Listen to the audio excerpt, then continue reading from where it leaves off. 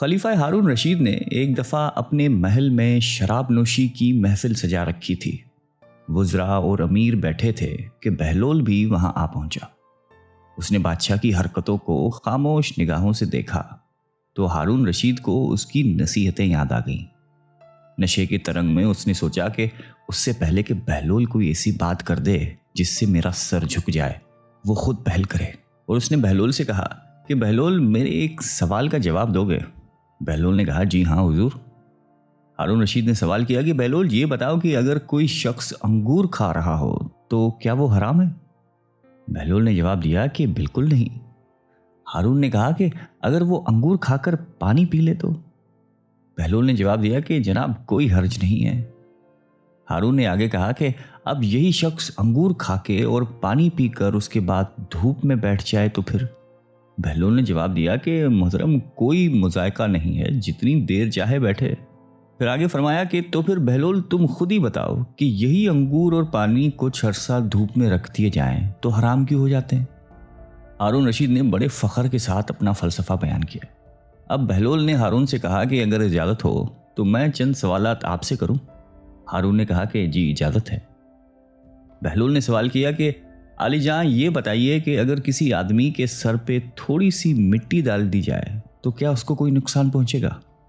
خلیفہ ہارون رشید نے فوراً جواب دیا کہ نہیں۔ اس کے بعد اگر اس کے سر پہ تھوڑا سا پانی ڈال دیں تو کیا اس شخص کو کوئی تکلیف ہوگی؟ ہارون بولا کہ نہیں، بالکل نہیں ہوگی۔ پھر بہلول بولا کہ اگر اس مٹی اور پانی کو ملا کر ایک اینٹ بنائی جائے اور اس شخص کے سر پہ ماری جائے تو کیا نقصان ہوگا؟ تم بھی عجیب باتیں کرتے ہو بہلول۔ ہارون ہنسا اور کہا کہ اس کا تو سر ہی پھٹ جائے گا۔ تو پھر عالی مقام اگر آپ غور فرمائیں تو آپ کو یہ معلوم ہوگا کہ جس طرح مٹی اور پانی مل کر انسان کا سر پھوڑ سکتے ہیں، اس طرح انگور اور پانی بھی مل کر ایسی چیز بنا دیتے ہیں جو حرام اور ناپاک ہے، جس کے پینے سے انسان کی عقل ماری جاتی ہے اور اس کے برے اور بھلے کی تمیز نہیں رہتی۔ اس لیے اسلام نے اس کے پینے والے پر سزا واجب کی ہے۔ بغداد کے ایک بڑے بازار میں ایک فقیر نان بائی کی دکان کے سامنے سے گزر رہا تھا۔ اس نے ہر طرح کے کھانے چولہوں پر چڑھائے ہوئے تھے جس سے بھاپ نکل رہی تھی۔ ان کھانوں کی خوشبو ان کی لذت کا پتہ دے رہی تھی اور ارد گرد کے گزرنے والوں کو اپنی طرف متوجہ کر رہی تھی۔ بیچارے فقیر کا دل بھی للچایا، لیکن غریب کے پاس مال کہاں تھا جو ان کھانوں کی لذت خرید سکتا۔ لیکن وہاں سے ہٹنے کا بھی دل نہیں چاہ رہا تھا۔ کھانوں میں اتنی خوشبو تھی کہ بھوک پڑ رہی تھی۔ بلاخر اس نے اپنے تھیلے کو کھولا، اس میں سے سوکھی ہوئی روٹی نکالی اور کھانے کی دیگ کی بھاپ سے اسے نرم کر کے کھانے لگا، جس میں کھانے کی خوشبو بسی ہوئی تھی۔ نان بھائی چپ چاپ یہ تماشا دیکھ رہا تھا۔ جب فقیر کی روٹی ختم ہوئی اور وہ چلنے لگا تو نان بھائی نے اس کا راستہ روک کر کہا کہ کیوں مستنڈے، کہاں بھاگ رہا ہے؟ لا میرے پیسے نکال۔ کون سے پیسے؟ فقیر نے حیران ہو کر پوچھا۔ اچھا کون سے پیسے؟ ابھی جو تو نے میرے کھانے کی باپ کے ساتھ روٹی کھائی ہے وہ کیا تیرے باپ کی تھی؟ اس کی قیمت کون چکائے گا؟ عجیب انسان ہو تم، فقیر نے کہا۔ وہ باپ تو ہوا میں اڑ رہی تھی۔ اگر میں نے اس کے ساتھ روٹی کھا کر خود کو بہلانے کی کوشش کی ہے تو اس میں تیرا کیا گیا جس کی قیمت ادا کروں؟ بس ادھر ادھر کی باتیں مت کر، میں تیری جان ہرگز نہیں چھوڑوں گا، میں اپنا مال وصول کر کے رہوں گا۔ نان بھائی نے یہ کہہ کر فقیر کا گریبان ہی پکڑ لیا۔ بیچارہ فقیر پریشان ہو گیا کہ اس ہٹے گٹے نان بھائی سے اب کس طرح جان چھڑائی جائے۔ اتنے میں بہلول کا ادھر سے گزر ہوا۔ وہ ان کے قریب رک کر ان کی باتیں سننے لگا۔ فقیر نے اس کو ہمدرد جان کر تمام قصہ سنایا تو وہ نان بھائی سے بولا کہ بھائی یہ تو بتاؤ کہ کیا اس غریب آدمی نے تمہارا کھانا کھایا ہے؟ نہیں، کھانا تو نہیں کھایا، مگر باپ سے فائدہ تو اٹھایا ہے۔ میں نے اس کی قیمت مانگی ہے، لیکن اس کے سمجھ میں یہ بات ہی نہیں آ رہی، نان بھائی نے کہا۔ بالکل درست کہہ رہے ہو تم، بالکل صحیح۔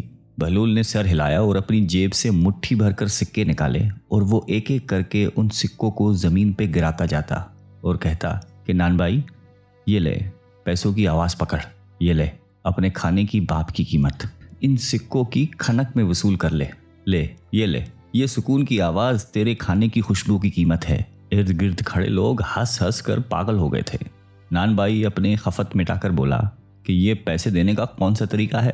بہلول نے جواب دیا کہ اگر تو اپنے کھانے کی بھاپ اور خوشبو بیچے گا तो इसकी कीमत तुझे सिक्कों की आवाज की सूरत में ही अदा की जा सकती है। बहलोल दाना हमेशा की तरह एक दिन हारून रशीद को नसीहत करने के लिए शाही महल में आए। अगरचे उन्हें मालूम था कि इस मगरूर अब्बासी खलीफे के कानों पर जूं तक नहीं रेंगती, लेकिन आदत सी हो गई थी कि वो कभी कभार महल में आकर इशारों से खलीफे को समझाएं कि वो गलती पर है। हारून भी बहलोल की बातें सुनने का आदी हो चुका था। अगरचे वो चुभती हुई बातें करते थे और खलीफे के साथ गुस्ताखाना रवैया अख्तियार करते थे, उसके बावजूद भी हारून बहलोल की बातों को संजीदा नहीं लेता था। लेकिन अब की दफ़ा बहलोल ने भारी महफिल में ऐसी हरकत की जिससे खलीफा बहुत नाराज हुआ यूं कि बहलोल दरबार में दाखिल हुआ तो देखा लोगों की एक बड़ी तादाद हारून के इर्द गिर्द बैठी हुई है। जिस तरफ बहलोल ने नज़र दौड़ाई कहीं बैठने की जगह ही नज़र नहीं आई। साथ ही उसने ये भी एहसास किया कि कोई शख्स उन्हें देखकर खुश नहीं हुआ। वो थोड़ी देर तक खड़े होकर लोगों को तकते रहे। उसके बाद मुजमे को चीरते हुए सीधे तख्त की तरफ बढ़े और हारून के साथ तख्त पे बैठ गए। दरबार में बैठे हुए खुशामदी लोग चीखने चिल्लाने लगे कि ये कैसी हरकत है, यकीनन बहलोल दीवाना हो गया है। अभी तक किसी ने खलीफे की इस तरह से बेएहतरामी नहीं की थी। हारून लोगों की बातें सुनकर बहलोल की तरफ गुस्से से देखने लगा, लेकिन बहलोल टस से मिस नहीं हुआ। उनके लबों पर एक मुलायम मुस्कुराहट थी। गुस्से से हारून की जबान बंद थी। वो एहसास कर रहा था कि बहलोल ने इस हरकत के जरिए दूसरों के सामने उसकी तौहीन की है। सब लोग हैरान होकर खलीफे और बहलोल की तरफ देख रहे थे। हारून गहरी सोच में पड़ गया, लेकिन उसे समझ नहीं आ रहा था कि किस तरह बहलोल से अपनी जान छुड़ाए। अचानक उसके जहन में एक तरकीब आई। वो एक मसनूई मुस्कुराहट के साथ बहलोल की तरफ देखकर बोला कि अब जब तुम तकलीफ करके हमसे मिलने आए ही हो तो तुमसे एक सवाल करना चाहते हैं।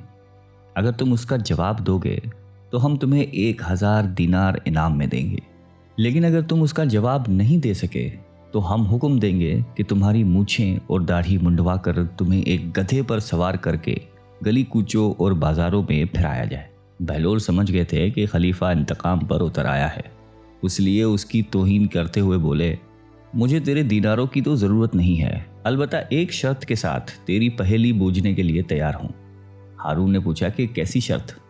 बहलोल ने कहा कि इस शर्त पे कि तुम मक्खियों को हुक्म करो कि वो मुझे न सताए।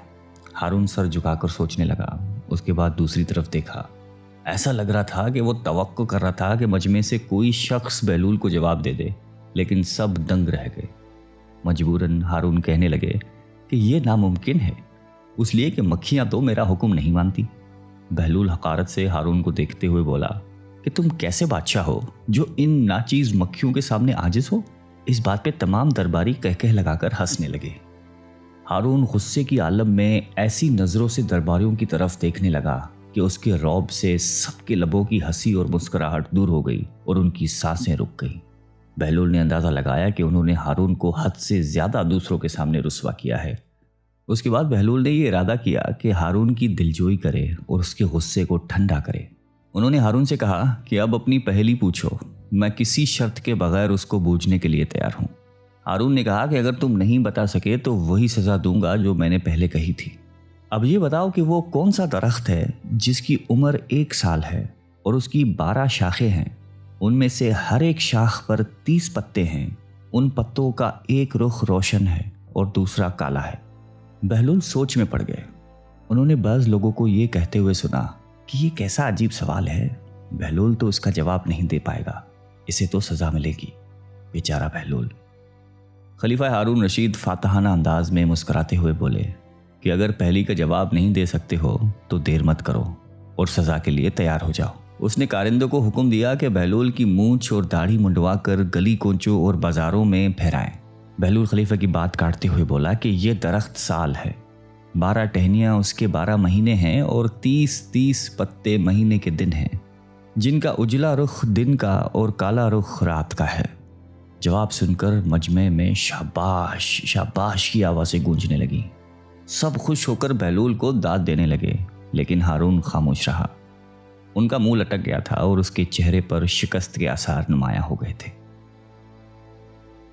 खलीफा हारून रशीद की बीवी जुबैदा खातून एक नेक और पारसा औरत थी।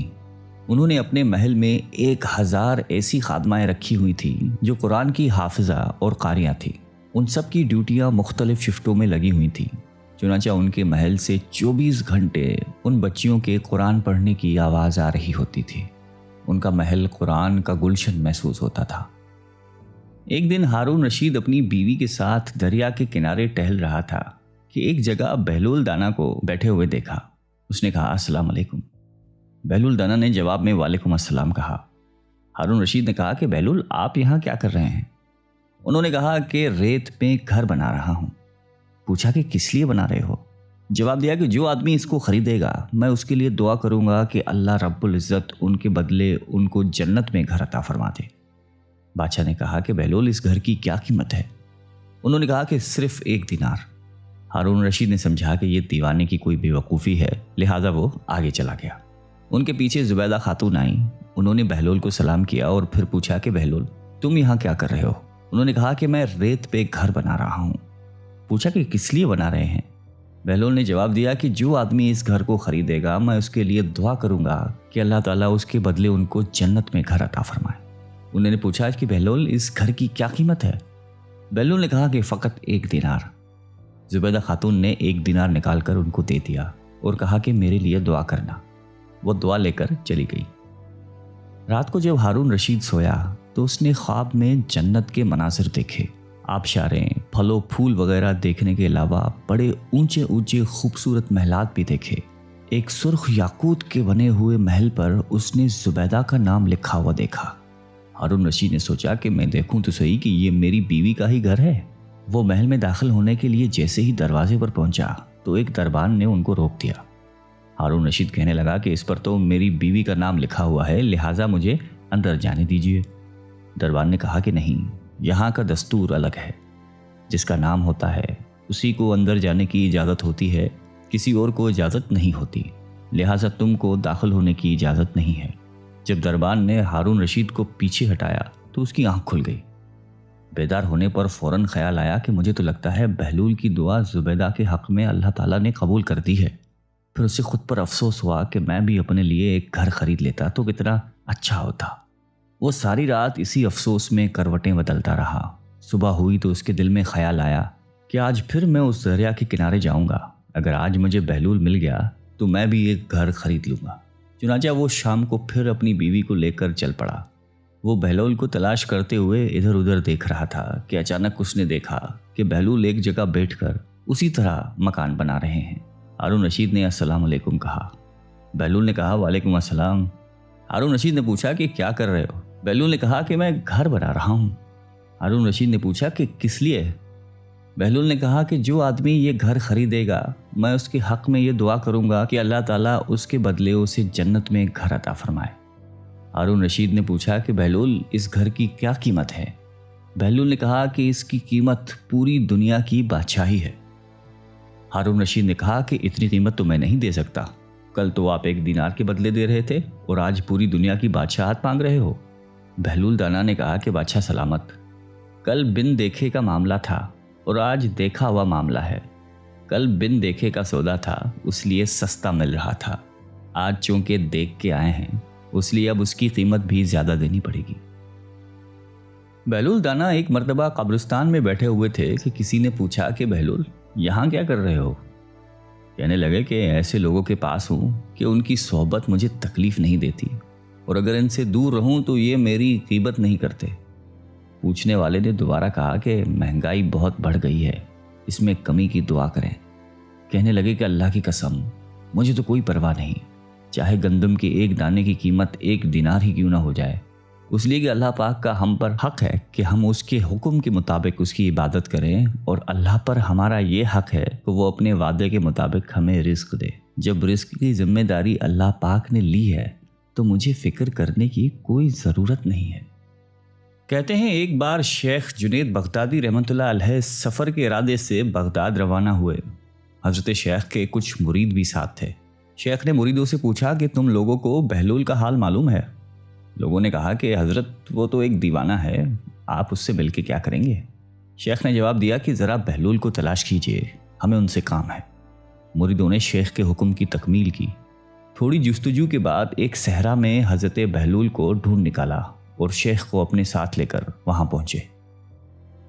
شیخ جنید بغدادی جب بہلول کے سامنے گئے تو دیکھا کہ حضرت بہلول سر کے نیچے اینٹ رکھ کر لیٹے ہوئے ہیں۔ شیخ نے سلام کیا تو بہلول نے جواب دے کر پوچھا کہ تم کون ہو؟ شیخ نے جواب دیا کہ میں جنید بغدادی ہوں۔ تو اے ابو قاسم، تم ہی وہ شیخ بغدادی ہو جو لوگوں کو بزرگوں کی باتیں سکھاتا ہے؟ جی ہاں، کوشش ضرور کرتا ہوں، شیخ نے جواب دیا۔ بہلول نے پوچھا کہ اچھا تو تم اپنے کھانے کا طریقہ تو جانتے ہوگے؟ جنید بغدادی نے کہا کہ کیوں نہیں، بسم اللہ پڑھتا ہوں اور اپنے سامنے کی چیز کھاتا ہوں، چھوٹا نوالا بناتا ہوں، آہستہ آہستہ چباتا ہوں، دوسرے کے نوالے پر نظر نہیں ڈالتا اور کھانا کھاتے وقت اللہ کی یاد سے غافل نہیں ہوتا۔ پھر دوبارہ کہا کہ جو لقمہ بھی کھاتا ہوں الحمدللہ کہتا ہوں، کھانا شروع کرنے سے پہلے ہاتھ دھوتا ہوں اور فارغ ہوتے ہی ہاتھ دھوتا ہوں۔ یہ سن کر بہلول اٹھ کر کھڑے ہوئے اور اپنا دامن شیخ کی طرف جھڑک دیا۔ پھر ان سے کہا کہ تم تو انسانوں کے پیر و مرشد بننا چاہتے ہو اور یہ حال ہے کہ اب تک کھانے پینے کا طریقہ بھی نہیں جانتے۔ یہ کہہ کر بہلول نے اپنا راستہ لے لیا۔ شیخ کے مریدوں نے کہا کہ یا حضرت، یہ شخص تو دیوانہ ہے۔ ہاں دیوانہ تو ہے، مگر اپنے کام کے لیے ہوشیاروں کے بھی کان کاٹتا ہے۔ اس سے سچی بات سننا چاہیے، آؤ اس کے پیچھے چلے۔ بہلول ایک ویرانے تک پہنچ کر ایک جگہ بیٹھ گیا۔ شیخ بغدادی اس کے پاس پہنچے تو انہوں نے شیخ سے پھر وہی سوال کیا کہ کون ہو؟ آپ نے کہا کہ میں ہوں شیخ بغدادی جو کھانا کھانے کا طریقہ نہیں جانتا۔ بہلول نے کہا کہ خیر، تم کھانا کھانے کے آداب سے تو ناواقف ہو، لیکن گفتگو کا طریقہ تو جانتے ہی ہوگے۔ شیخ نے جواب دیا کہ جی ہاں، جانتا تو ہوں، ہر ایک بات ایک اندازے کے مطابق کرتا ہوں، بے موقع اور بے حساب نہیں بولتا، سننے والوں کی سمجھ کا اندازہ کر کے خلق خدا کو اللہ اور رسول کے احکام کے بارے میں بتاتا ہوں۔ یہ خیال رکھتا ہوں کہ اتنی باتیں نہ کہوں کہ لوگ مجھ سے بیزار ہو جائیں، باطنی اور ظاہری علوم کے نقطہ نظر میں رکھتا ہوں۔ اس کے ساتھ گفتگو کے آداب سے متعلق کچھ اور باتیں بھی بیان کیں تو بہلول نے کہا کہ کھانا کھانے کے آداب تو ایک طرف، تمہیں تو بات کرنے کا بھی ڈھنگ نہیں آتا۔ پھر شیخ سے منہ پھیر کر ایک طرف چل دیے۔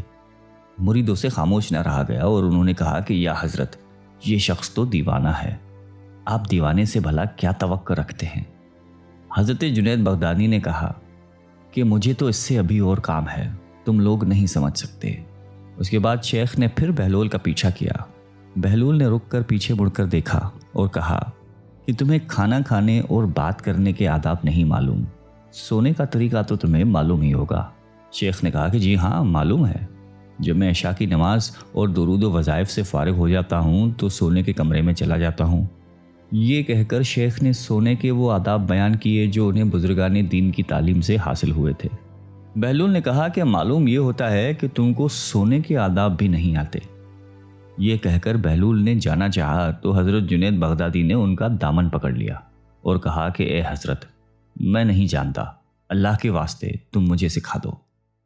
کچھ دیر بعد بہلول نے کہا کہ میاں، یہ جتنی باتیں تم نے کہیں سب بعد کی چیزیں ہیں، اصل بات مجھ سے سنو۔ کھانے کا اصل طریقہ یہ ہے کہ سب سے پہلے حلال کی روزی ہونی چاہیے۔ اگر غذا میں حرام چیز ہے تو جو آداب تم نے بیان کیے ہیں ان کے برتنے سے کوئی فائدہ نہیں ہوگا اور دل روشن ہونے کی بجائے اور تاریک ہوتا چلا جائے گا۔